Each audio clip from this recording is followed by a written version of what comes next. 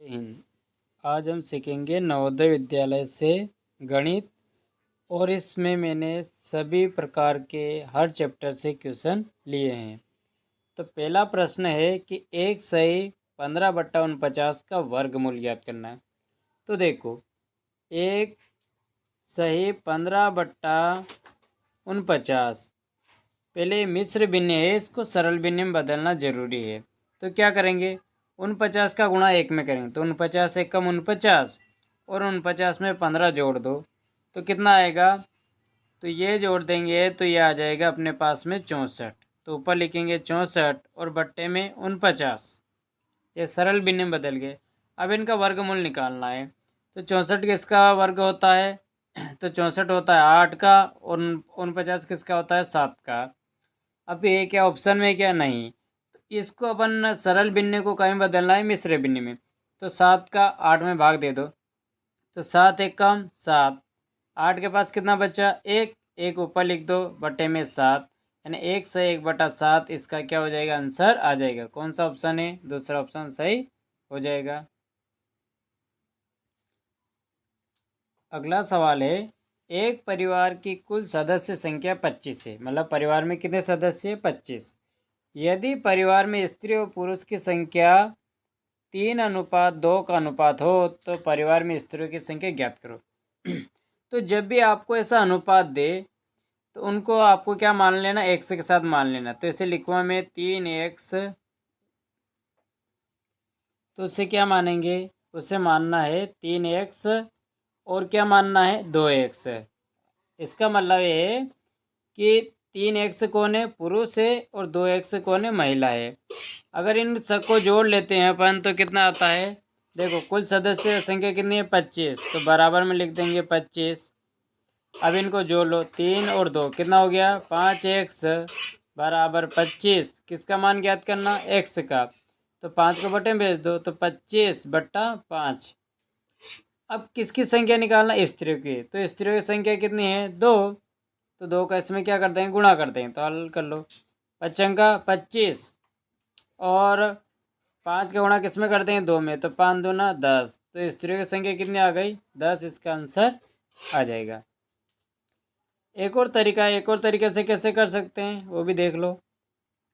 अब ट्रिक से देखो, कुल संख्या कितनी है 25, तो यहाँ लिखना 25 बट्टे में ये स्त्री और पुरुष की संख्या है, इन दोनों को जोड़ लो कितना हो गया 5 गुणित किसकी संख्या पूछी है, स्त्रियों की। स्त्रियों की संख्या कितनी है दे रखी 2, तो 2 का गुणा कर देना।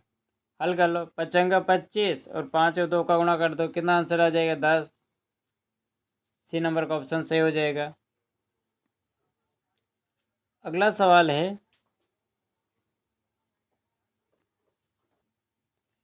कि एक क्रिकेट खिलाड़ी ने 3 पारी खेलकर 216 रन बनाए। कितनी पारी खेली 3, कितने रन बनाए 216।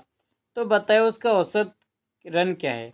तो जब भी आपको औसत पूछे तो टोटल कितने रन बनाए थे 216। अब 216 के लिए उसने पारी कितनी खेलनी है 3 खेली है, तो बट्टे में लिख देंगे 3, 3 का इसमें भाग दे दो तो 3 और 7 तो 21, 3 दूना 6, कितने पारी हो गई 72 पारी, इसका आंसर आ जाएगा। फल क्या है कि एक फल वाला यदि अपने संतरों को 10, 15 व 20 संतरों की ढेरियों में सजाकर बेचता है, बताइए कि संतरा विक्रेता के पास कम से कम कितने संतरे थे जिससे कि वह पूरी पूरी ढेरियाँ बना सके। तो जब भी अपने को दे कि कम से कम, तो उसके लिए आपको क्या ज्ञात करना है, आपको एलसीएम ज्ञात करना है। कम से कम दे तो क्या ज्ञात करना है एलसीएम।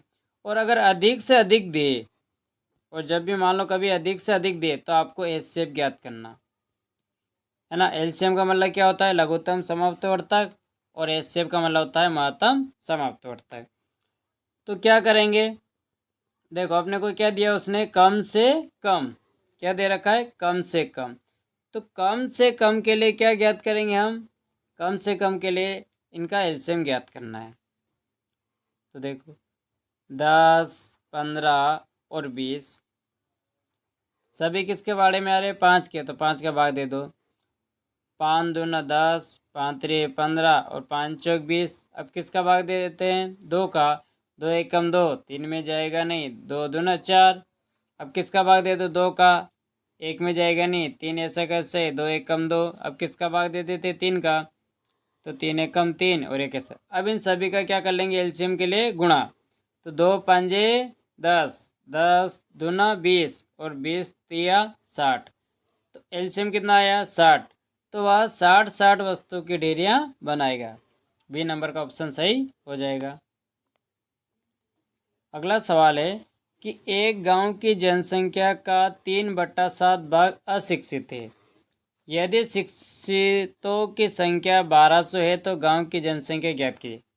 तो एक 3/7 का मतलब क्या होता है, किसी वस्तु के कितने टुकड़े करना, 7 टुकड़े करना, और 7 टुकड़ों में से 3 टुकड़े अपने को रखना है।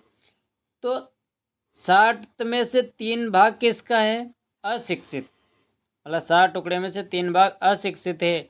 तो कितने शिक्षित है, शिक्षित कितने होंगे, तो शिक्षित हो जाएंगे, कितने हो जाएंगे, 4। तो 4/7 भाग किसका हो जाएगा, शिक्षित का। क्यों, क्योंकि 3 भाग किसका है, अशिक्षित का। मतलब किसी चीज़ के कितने टुकड़े करना है, 7 टुकड़े करना है, और 7 टुकड़ों में से 3 टुकड़े अपने को रखना है। अब ये 3 किसके, अशिक्षित के। तो बताओ शिक्षित के कितने, 4। तो इसे लिखें 4/7। अब आपको ये 1200 क्या दिया है, 1200 आपको दिया है शिक्षित व्यक्तियों की संख्या। तो पहले लिखेंगे 1200, और शिक्षित की संख्या क्या है अपने पास, 4/7। तो बटे में लिखेंगे 4, और ये 7 कहाँ चले जाएंगे, ऊपर। हल कर लो, 4×3 = 12 और 0 0, 7 का गुणा 300 में कर दो, तो 7×3 = 21, 0 0। तो कुल जनसंख्या कितनी है गांव की, 2100 जनसंख्या आ जाएगी। अगला सवाल है कि एक वर्गाकार खेत का क्षेत्रफल 400 वर्ग मीटर है। देखो, तो पहले तो एक वर्ग की आकृति बनाते हैं।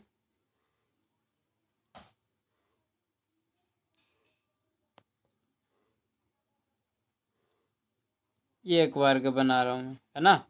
अब इस पूरे का क्षेत्रफल कितना आ रहा है, 400। तो देखो, और क्या ज्ञात करना है, परिमाप। तो क्षेत्रफल का सूत्र क्या होता है, वर्ग का क्षेत्रफल का सूत्र होता है भुजा गुणित भुजा, या ए वर्ग बराबर 400 लिख सकते हैं, है ना। ए वर्ग मतलब भुजा गुणित भुजा या भुजा का वर्ग।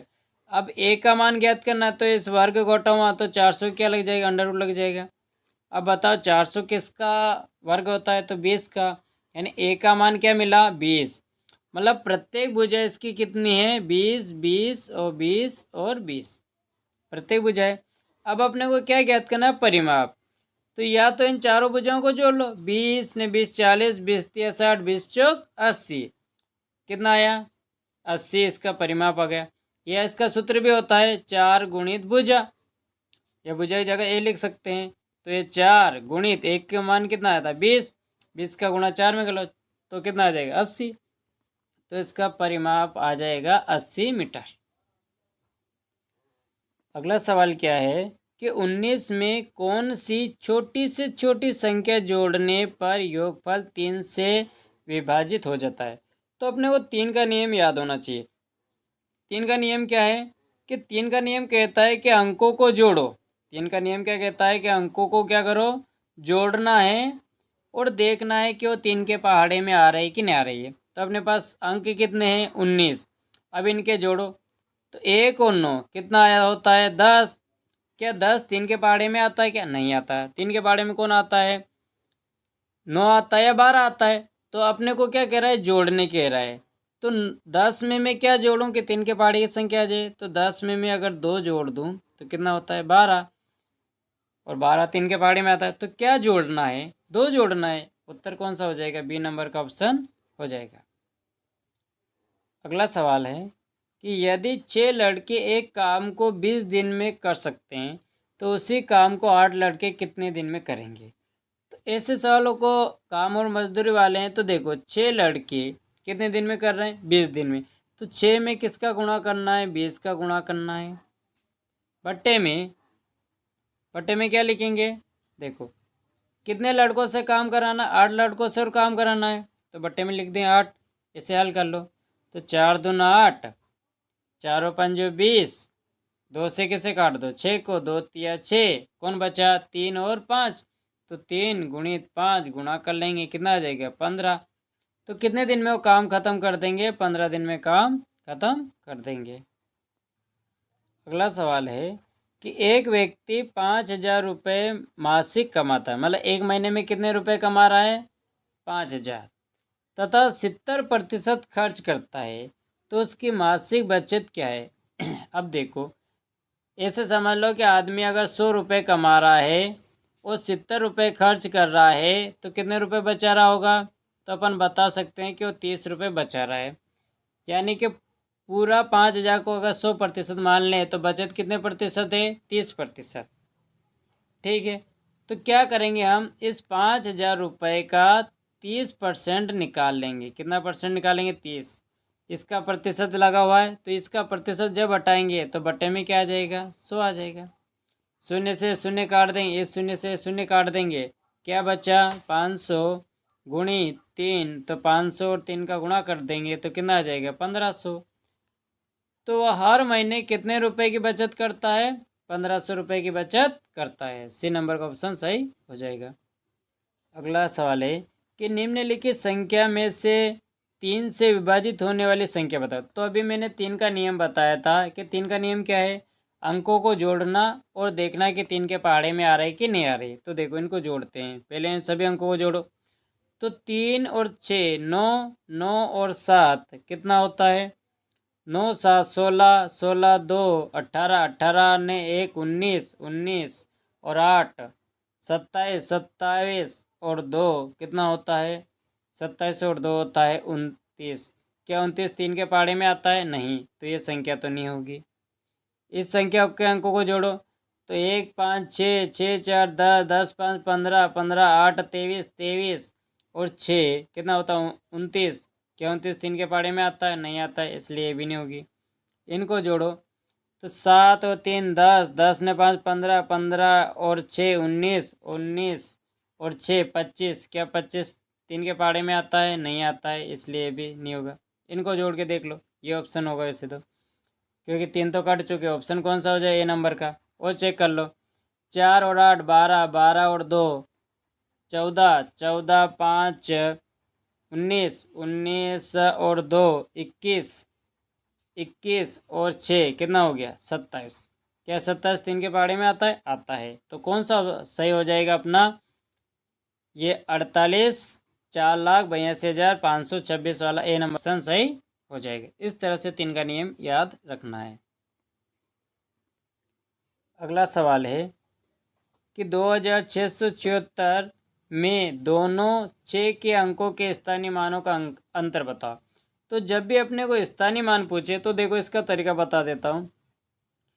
2674, इस 6 का स्थानीय मान कितना है, तो 6। 7 का कितना होगा, तो पहले लिखना 7। अब 7 से इधर कितनी संख्या, केवल 1, तो 1 शून्य लगा देंगे। इस 6 का स्थानीय मान कितना, तो 6 लिखना। इधर कितनी संख्या है 2, तो 2 शून्य लगा देंगे, फिर 2 लिखेंगे, और 2 से इधर कितनी संख्या है 3, तो 3 शून्य लगा देंगे, है ना। ये 6 का स्थानीय मान, ये 7 का स्थानीय मान, ये 6 का स्थानीय मान और ये 2 का स्थानीय मान आ गया। अब किसका पूछा अपने को, 6 का पूछा हुआ है। तो 6 का कौन है, एक तो 600, एक तो है अपने पास में 600 और एक उतना है 6। तो इनका अंतर ज्ञात कर लो, तो 600 में से 6 क्या कर देना है, घटा देना है, तो कितना आ जाएगा, तो आ जाएगा अपने पास 594 आ जाएगा। कौन सा ऑप्शन हो जाएगा, सी नंबर का ऑप्शन हो जाएगा। बस आज के लिए इतना ही, देखने के लिए धन्यवाद। चैनल को लाइक और सब्सक्राइब करें और अपने दोस्तों के साथ शेयर करें।